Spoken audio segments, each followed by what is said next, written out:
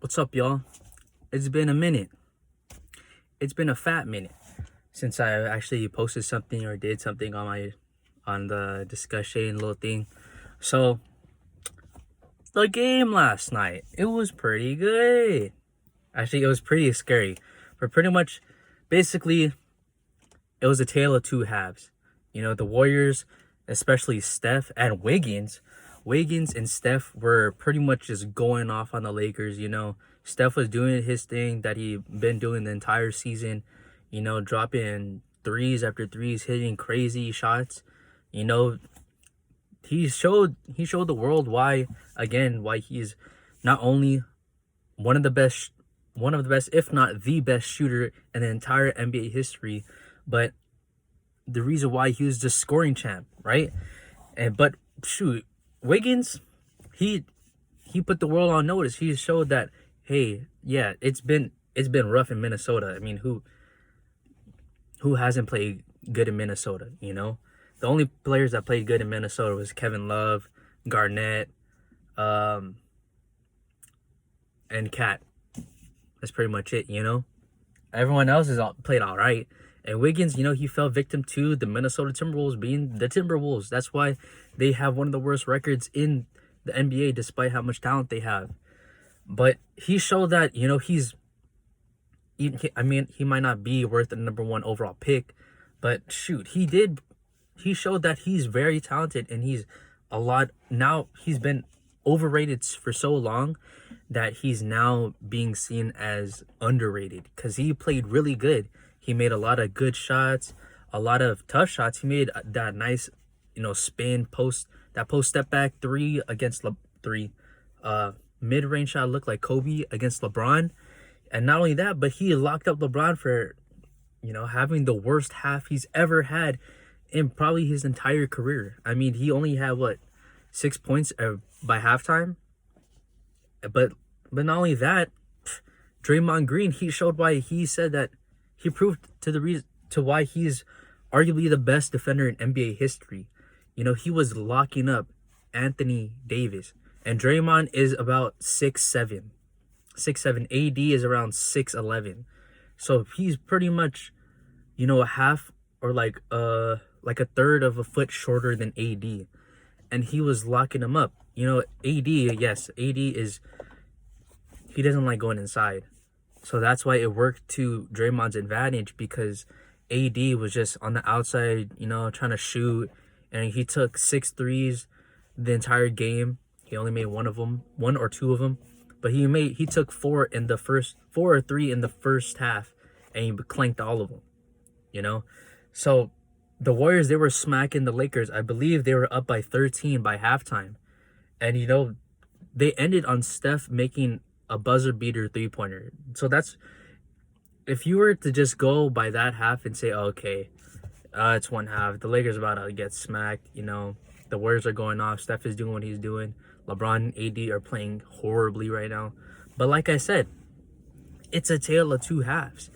LeBron, even though he had 6-7 points in the first half, he ended up with 25 points after the game ended. Not only that, but a 25, 11, and 11, I think, triple-double. That's how good LeBron is, dude. Even though he had a bad first half because, he's had a lot of injuries this year, he still went out and played phenomenal. But not only that, for AD too, AD finally took it on the inside and played to his height and stopped playing like a guard or something like that. Yeah, AD is a top 5 talent. He's a top 5 talent. He's one of the best, if not the best, two-way player in the entire NBA. He can guard 3s to 5s, maybe a 2 if they're hella slow. But he can guard fast players, slow players, strong, athletic, whatever you name it. He can guard those type of players. But on offense, he can do it too. Even though, he's a great shooting big man, he's not that great of a shooter. So that's why he realized it, and he took it inside, and he realized, oh yeah, I forgot. I'm half a foot taller than Draymond. Why don't I just bully him down low? And that's what he did. But those two went off. But you have to give credit where credit is due. And Caruso, he stepped up big time. He made a lot of key plays, especially at the end in the fourth quarter when he made that nice, drive and I wouldn't say dump off. But yeah, try kind of like a drive and dump off to AD to get that clutch bucket at the end. And shoot, Wesley Matthews, he played pretty solid. The box score doesn't show it, but his defense was solid. He didn't make a lot of mistakes. But and Kuz, I feel like he's grown into and accepted his role as the point forward coming off the bench.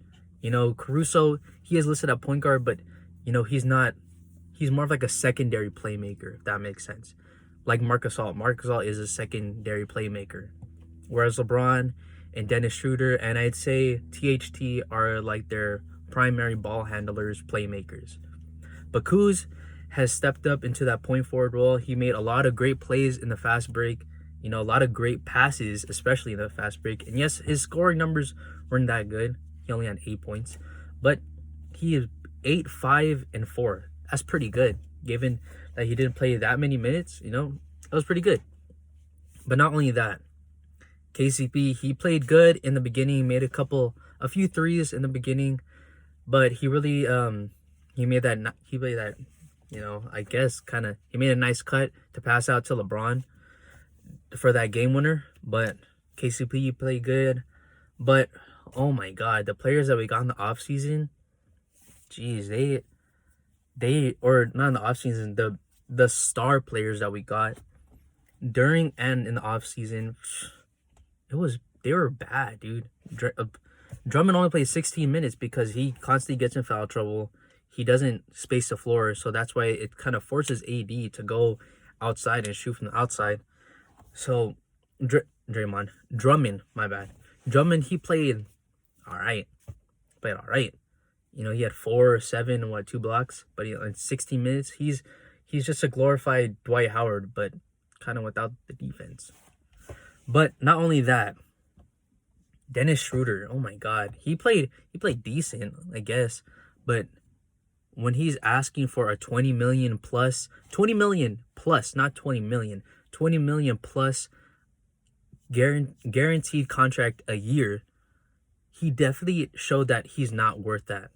Caruso played better than him, and Caruso's getting paid like $3 million a year, and now Schroeder wants to get paid 20 million. Yeah, he's definitely not doing that good. And especially towards the end, he made a lot of bad mistakes, bad typical Dennis Schroeder makes where he does, he kind of goes rogue. Like he tries to do his own thing when you have AD, LeBron, and even Drummond out there who can, at least make it happen. Schroeder, he had a decent stat line, but towards the end, that's why you didn't see him play that much in the fourth quarter. You saw a lot of Caruso, KCP, Wesley Matthews, and you didn't see Drummond either at all in the fourth or barely in the third, And Montrezl Harrell, he barely played too. So it's because, they're all just defensive liabilities too, and they're just inconsistent offensively, especially Schroeder. He's definitely inconsistent offensively, but Montrezl Harrell, he's really good just for being off the bench, like a spark plug. He only played 10, 15 minutes, and he got a few points here and there, but he was all right. So basically, the Lakers, what I'm trying to tell y'all is, don't worry about the Lakers. This is part 5 of people, and especially the NBA community, the NBA analysts, experts saying, oh man, the Lakers look vulnerable. The Lakers, oh my God, worry about the Lakers. Oh my God, they barely beat the Warriors. Dude, they played the hottest team in the NBA with the hottest player in the NBA in Steph Curry, who's been just on a tear for the past month or two, just dropping 40 and 30 and 50 points a game. Duh. They did have trouble against the Blazers, but every team they played in the last year's playoffs, everyone was saying, oh my God, you have to worry about the Lakers. Oh my God. Don't worry about the Lakers, people. Don't listen to them. Don't listen to these experts. Don't listen to Skip Bayless, Chris Broussard, Rob Parker, all these people. But at the same time, don't just give into the praise like Shannon Sharp or Nick Wright that just praising LeBron and the Lakers. No, the Lakers, yeah, they're not the same team they were last year. Last year, LeBron was healthier. AD was healthier. You know, they had more pieces that fit them better last year. But they still have one of the best two players, or two of the best players in the NBA in AD and LeBron. So there's no need to worry. They're about to play the Phoenix Suns, who don't have Cam Johnson right now. And the Phoenix Suns, yes, they do have Chris Paul and Devin Booker and DeAndre Ayton, but they don't really have, that interior big or whoever to outmuscle or defend AD. Because if you look at the Lakers' path to the championship, before they go to the conference finals, right? They have to play against the Suns, who DeAndre Ayton, who else? Frank Kaminsky, Dario Saric, Jay Crowder as their big men, right? That's it. Who out of those four names, who can guard AD down low? Who can outmuscle him down low? Who can guard him who can guard him that good? And look at the Blazers. They have Nurkic, who AD just roasted last year. They have Robert Covington, who's a small forward. Yeah, pretty much. Who else do they have? Harry Giles. They don't have Whiteside anymore. They don't have. That's it. Or they have Cantor.